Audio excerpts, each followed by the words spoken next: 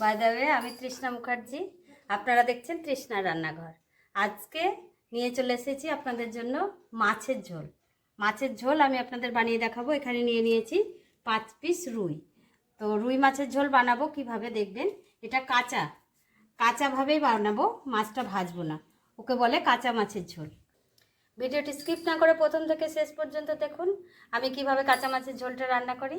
আর আমার চ্যানেলটাতে লাইক করবেন, সাবস্ক্রাইব করবেন অবশ্যই, এটুকু আমার অনুরোধ রইল আপনাদের কাছে।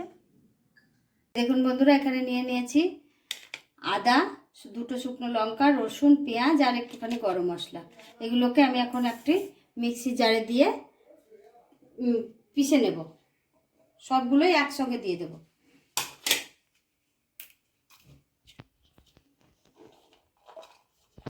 বন্ধুরা, এই দেখুন আমার মাছগুলোকে এবার আমি মশলা মাখিয়ে নেব। প্রথমে দিয়ে দিচ্ছি আন্দাজ মতো সর্ষের তেল আর সেই বানিয়ে রাখা পেস্টটা এখানে আমি দিয়ে দেব।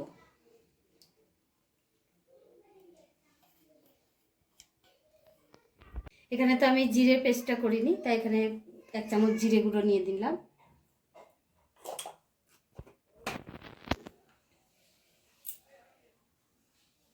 দিয়ে দিলাম হলুদ গুঁড়ো,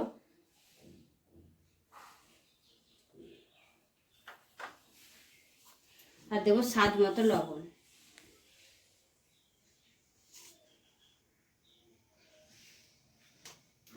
দিয়ে দিয়েছি, তেলটা গরমও হয়ে এসছে। এবারে দিয়ে দেবো সোমবড়া।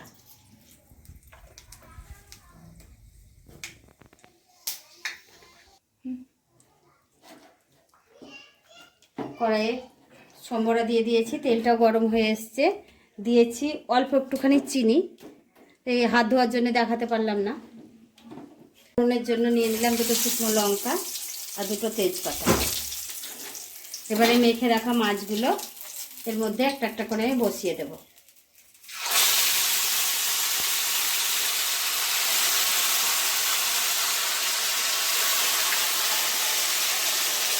ঠিক এইভাবে একটা একটা করে তেলের মধ্যে বসিয়ে দেবেন আপনারা।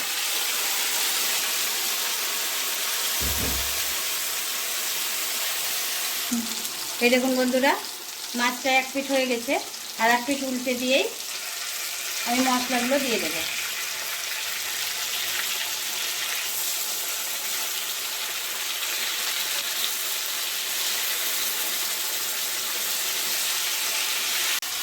এটা আমার হয়ে গেছে। এবারে যে মশলা বাকিটুকু ছিল সেটা মাছের ওপর থেকে আমি ছড়িয়ে দেব।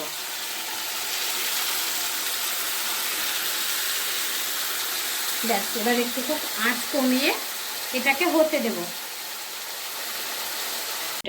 ঝোলটা আপনারা ঠিক যে যেমন ঝোল খাবেন সে তেমনিই জল দেবেন। তবে কাঁচা মাছের ঝোলটায় বেশি জল না দিলেই ঠিক হবে, একদম গামাখা হবে। এই দেখুন আমি এটা দিয়ে দিয়েছি। এবারে এর মধ্যে একটা চাপা দিয়ে কিছুক্ষণ হতে দেব। বন্ধুরা, ফিরে আসলাম 10 মিনিট পর। এই দেখুন, ঢাকাটা খুলে দেখুন ঝোলটা কত সুন্দর হয়ে গেছে, আর মাছগুলো গোটা গোটা হয়ে আছে। আর দেখুন খুব সুন্দর সেদ্ধ হয়েছে, এপিঠ ওপিঠ 2 পিঠ।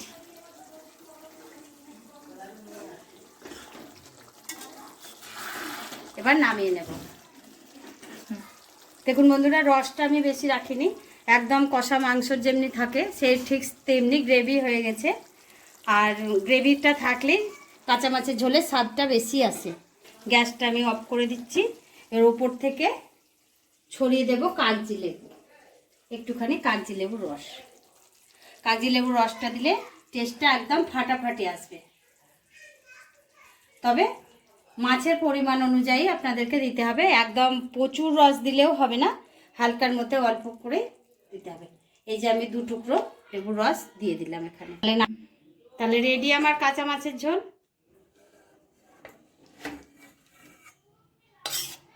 ভাজা মাছের ঝোল তো আপনারা অনেকেই অনেক রকমভাবে রান্না করে খেয়েছেন, কিন্তু কাঁচা মাছের ঝোলটা কি খেয়েছেন কখনো কোনো দিন? না, খাননি তো? তবে তৃষ্ণার রান্নাঘরে এই রান্নাটা দেখে চটপট বানিয়ে ফেলুন, রুই মাছ দিয়ে কাঁচা মাছের ঝোল। ঠিক এইভাবে আমি যেমনভাবে বানালাম ঠিক এমনিভাবে দেখবেন কত সুন্দর টেস্টি খাবার, ছোট থেকে বড় সবার প্রিয় খাবার। তাহলে ভিডিওটা বন্ধুরা আমি এখানেই শেষ করলাম। সুস্থ থাকুন, ভালো থাকুন সবাই। আবারও আপনাদের সঙ্গে দেখা হচ্ছে একটা নতুন রেসিপি নিয়ে। নমস্কার।